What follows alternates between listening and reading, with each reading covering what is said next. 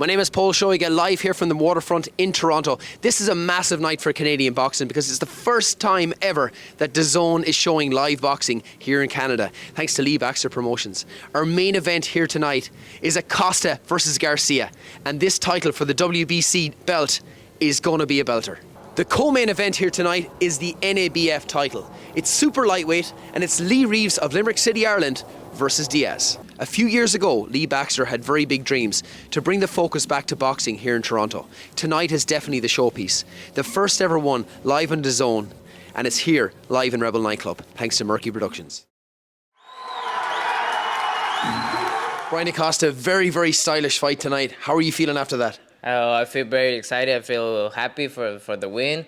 Another step on my career, and nothing. I'm very blessed this day and glad, and nothing to say. I'm very happy for this night. Now, listen, it was a stylish fight, but the way you celebrated after that WBC title, it means a lot to you.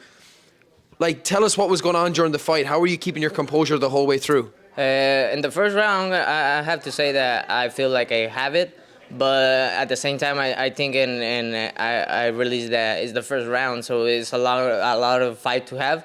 So I feel confident, and I start to get in my fight a little bit slower, a little bit on my rhythm. So then I let pass the round, and I feel very confident. I feel very good with my preparation, and I wait to the last round to close my fight, and that's what I did. It was a good show. Yeah. You sent a few missile punches in the last round, yeah. And they heard that over in Mexico. Yeah. Maybe they hear it in Mexico, but I was searching for him, and I was searching for the knockout. But he's a tough fighter. He was here for win, and nothing. I only have respect for my opponent, and nothing. I'm very happy for this win, and it's another step in my career to get to my goal, who is be world champion. Cinco De Mayo, to all the Mexican people out there, is a very, very special day. The fact that you're lifting this belt on a very special day for all Mexicans across the world, how does that make you feel? Oh, it made me feel very, very, very happy. It's a little bit of responsibility because it's a few days before Canelo fight, so I have to represent my Mexico good. So, and nothing, it's only this is my work, and this is excited for me, and nothing. I'm very happy and glad to be here and for the win. What's the next plan for Bryan Acosta right now? I was talking with my promoter a few moments ago, and the next step is the way that we're going, step by step, trust the process, and in the future, maybe the next year, we're going for a world championship. Have you any words to say for all those supporters that you had here tonight and some of your sponsors as well? Yeah, I want to say thank you to all my sponsors, to all my fans who support me, for all the Toronto fans who are supporting me, who are knowing about me. And I want to say to them that I'm here in Toronto to stay here. This is my new home, and I'm very happy to be here in Toronto. I love the city, and nothing. I'm very happy. Bryan, I have to say, this event, the next generation, held on Cinco de Mayo, you have absolutely blown the roof off this place tonight with your very, very stylish victory. I must say, congratulations and best of luck in the future. Oh, thank you very much, and nothing to say. I'm very glad, and thank with God, and nothing. I don't have words to say. It has been a hell of a show, and I'm very thankful with Lee Baxter and with all the people involved in this event, like Dazn and all these people. Muchas gracias, amigo. Thank you. Appreciate it. No, gracias a usted. Sí, well done. Un saludo para toda mi gente. Whatever he said.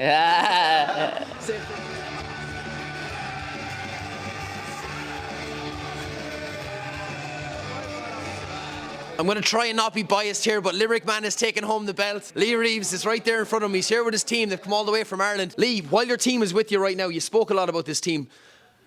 What do you think of these boys? What have they done for you? They've done so much for me. What Dee has done to improve me and keep me on my game these last couple of months, just giving me insights into boxing, giving me game plans. Like, another coach wouldn't have kept me on the leash as much as Dee did tonight, which is beautiful. Just on the jab, kept reminding me. And that's the reason that guy was so negative. We actually, well, Dee and me expected him to come, and we were going to walk him on and open him up with everything. But after Dee's plan to come out and just start bossing him with the jab, it just shut him off. And like, my brother Andrew here, fucking, what he's after doing for me, just being there every day, whatever I need, through the good times, through the bad times, early mornings, like, it means so much. And then when I'm over here, and Morgan always backing me up, Adam's coming over to the other side of the wall to watch me box, the support that I have when I go into the ring and things are getting tough or things is getting pushed against me, I'm like, it's not me in here, it's all these people that are dependent on me. So it makes me work so hard, and I'm so very grateful for my great, tiny circle. And Coach, it was a frustrating fight, but you got the right result. No, it wasn't frustrating for me. So at the end of the day, he stayed safe behind the jab. He set up his attacks, and as I say, didn't get hit basically at all. So I'm happy. That's all I really care about. I don't care about stopping. I just care that he comes out here safe, unscathed, and that's it. So obviously he's a long way from home for the last while. How did you keep him focused while that far away? Well, he's been here about a week. Lee's used to being away from home. He lives in Limerick. He travels up to Belfast to train with me and my team, so he's well and truly used to that. So it wasn't hard to keep him on his game. But as I say, in the fight itself, he stayed on his game. That's why he came out unscathed. Lee, the crowd loved the show button. The crowd, it was deservedly so. There was a nice ole ole getting sung along as well.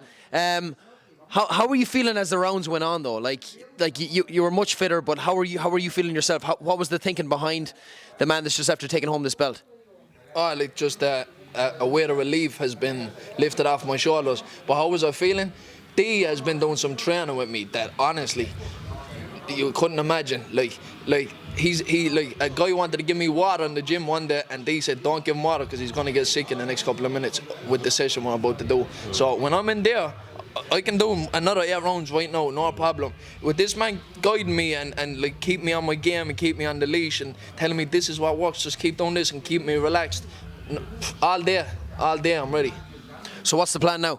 The plan now is to eat some good food with my team. Any pizza joints, hit them up. Any pizza joint. Yes, brother. Yeah. Any pizza places we're gonna eat, we're gonna rest, and we're gonna rest up. Adam, can you take out your phone as well, because I want a little dedication if it's gone up tonight. Yeah, of course. I want to dedicate this to a couple of people. My mate David Johnson, who's after passing away a couple of months ago in Limerick, a very close, supportive friend who was always there for me, a good brother. Through, unfortunately, suicide. We have another young woman, Leah Candlin in Limerick, who passed away through suicide again. And my thoughts go to their family. It's dedicated to them, and a young, very talented boxer, Barney Purcell, from the Glean Boxing Club, where I'm training in Belfast, just lost his poor mother, and God rest her soul. And this is dedicated to all them people.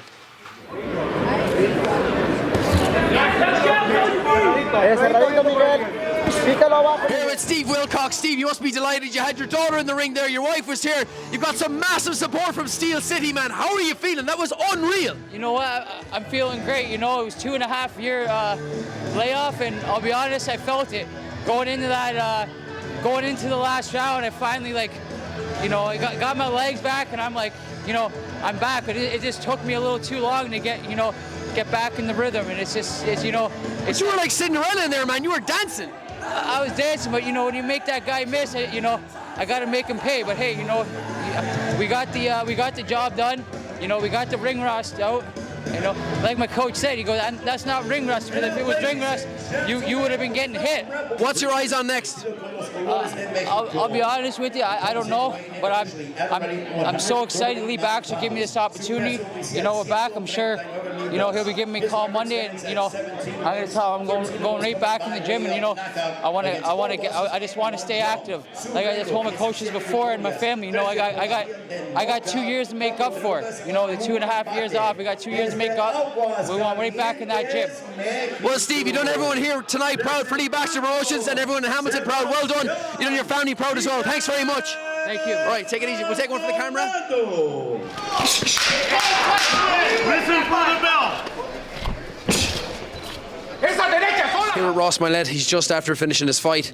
Ross, the crowd were definitely shouting for you for that win. Your coach is not impressed. You're not impressed yourself. How are you actually feeling after that? I'd be lying if I said I wasn't disappointed. I think, my opponent came to fight, came to win. It's a national Mexican holiday, and he didn't want to let his people down. And, I think that showed, but I definitely won, in my opinion, 5 of the 6 rounds. I thought it was fairly clear. And, I guess there's lots to work on, as always, and lots of work to be done in the gym. But, I think we were all kind of in the same boat with the decision and things like that. But, that's what happens when you leave it up to the judges. The crowd got on your back there as well, and they were really rooting for you, especially there's a nice bit of showboating in between. And I thought the victory wasn't in doubt. So I don't know where things changed along the way. Yeah, judges look for different things. That's not my job, right? And, I always show respect to the judges. I show respect to the commission. That's their job. I can't dictate what they're doing. My job's to fight. Everybody, including myself, thought I did enough to win. But I guess it was a draw today, and on to the next one, and go back to the gym, learn more, and keep doing my thing, Where are we going to see you for the next one? What's the plan for that? Just fight as much as possible. I belong in super flyweight. Ontario has same-day weigh-ins, so I've been doing bantamweight, just so it's a little bit easier. But, I definitely felt like the smaller man in the ring tonight. So with that said, 115 isn't that far off. I was easily 118 today, so for same-day weigh-ins. So, 115 isn't that far out of the question.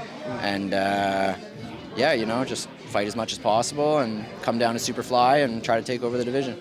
Well, listen, Ross, pleasure talking to you here. Just keep the head straight, man. I'm sure we'll see you winning in the ring pretty soon. Yeah, man. Thank you. Thanks very much.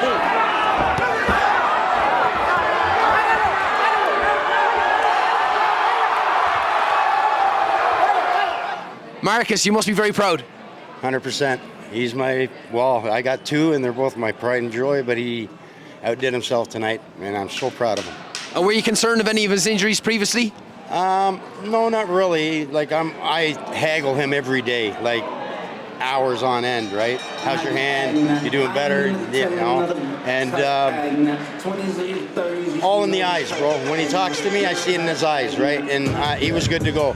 I went in earlier, face to face, looked him in the eyes. He says, "How you feeling?" He says, I got this. I know my boys, right? So I knew it was his night, And it wasn't just him, it was Coach Billy.